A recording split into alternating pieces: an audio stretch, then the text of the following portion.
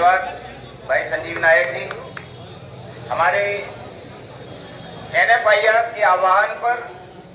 North central railway employees संघ निरंतर प्रति माह प्रदर्शन कर रहा है, जो NPS की मांग को लेके, NPS रद्द करने की मांग को लेके और पुरानी पेंशन बहाल करने को लेके। इसमें निसंदेह जो हमारा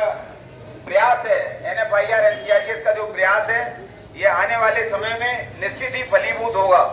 हमारे बीच जो तमाम सारे कर्मचारी 1/1/2004 के बाद भारतीय रेल सेवा में आए हुए हैं, उनको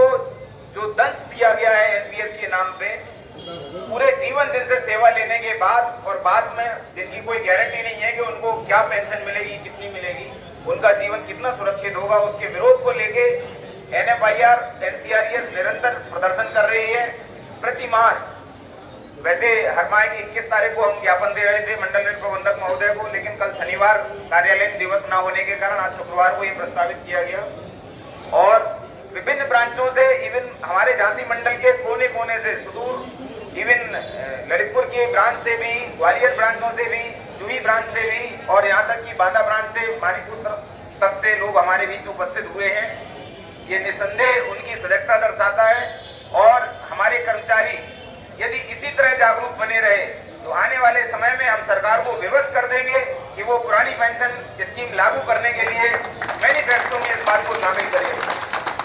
सभी दल, केवल वो दल नहीं जो विपक्ष में है, जो सरकार सत्ता में है, वो भी सरकार विवश हो कि वो NPS को रद्द कर सभी रेल केंद्रीय कर्मचारियों के लिए पुरानी पेंशन स्कीम लागू करे। क्योंकि अभी हाल में हम लोगों ने एक पेंडेमिक के दौर से गुजरे हैं, इतने भीषण महामारी के दौर में जब पूरी दुनिया ठहर सी गई थी, उस दौरान भी भारतीय रेल अपनी गति से चल रही थी और लोगों के जीवन बचाने के लिए निरंतर हर स्थिति में प्रयास कर रहे थे। ऐसे में यदि हमारे कर्मचारी जो अपने जान को दांव पे लगाने के लिए तैयार रहे, जिन्होंने बहुतों ने हमारे बीच जान भी खोई, इसके बावजूद भी यदि उन्हें ये अधिकार नहीं मिल पा रहे हैं तो हमारे लिए बड़े कष्ट की बात है। हमारे परिवार जो हम पर आश्रित है, यदि वो सुरक्षित नहीं है तो ये हमारा पूरी रेल सेवा, पूरा जीवन हमारा सेवा ले रही है, तब तक तो हम वैसे भी अपने परिवार का भरण पोषण करने में सक्षम है। जब हमारे शरीर में रेल सेवा के दौरान अनियमित जीवन शैली के कारण विभिन्न प्रकार की बीमारियां आ जाती हैं,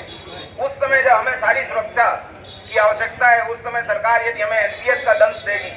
तो ये हमारे लिए बहुत बड़ा दंड है। अपने आप में मिलना चाहिए हमें इनाम के बदले NPS के रूप में दंड मिल रहा है।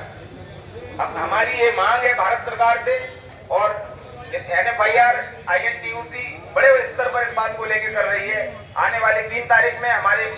केंद्रीय कार्यकारिणी भी पूरी झांसी में मौजूद होगी और उसमें हो सकता है हड़ताल को लेकर प्रस्ताव भी पारित हो कि यदि NPS रद्द कर वो सरकार उस पर नहीं आगे आती है तो हमारी यूनियन इस बात के लिए प्रस्ताव पारित करेगी। 3 तारीख की केंद्रीय कार्यकारिणी समिति जो हमारी है, सेंट्रल एग्जीक्यूटिव कमेटी मीटिंग और हमारी मंडलीय परिषद भी, उसमें ये जिंदाबाद जिंदाबाद जिंदाबाद जिंदाबाद जिंदाबाद जिंदाबाद जिंदाबाद जिंदाबाद। हमारे जो 3 तारीख में मंडलीय परिषद और जो सेंट्रल एग्जीक्यूटिव कमेटी की मीटिंग है, उसमें ये पूरी संभावना है स्ट्राइक बैलेट के लिए प्रस्ताव पारित होने की। और उसमें यदि हमारे जो स्ट्राइक बैलेट के लिए हमें जाना पड़ा तो मैं अनुरोध करूंगा हमारे हर एक कर्मचारी से कि इसके समर्थन में अपना मत दें उसमें कि हम स्ट्राइक के पक्ष में रहेंगे यदि NPS रद्द नहीं की। मैं आज जो हमारे इस प्रांगण में हम सब लोग समय अपने भोजनावकाश के दौरान अपना अपना कीमती समय निकाल कर आए, मैं सभी से आह्वान करूंगा कि और पुरजोर तरीके से अपने कार्य क्षेत्र में जो भी लोग आपके साथ कार्य कर रहे हैं, ऐसे आंदोलनों में भाग लेने के लिए बढ़ चढ़कर उन्हें प्रेरित करें और उन्हें कहें यदि उन्हें कष्ट भी उठाना पड़े, धूप में हमें सीखना भी पड़े, तो हम धूप से नहीं पिघले जा रहे हैं।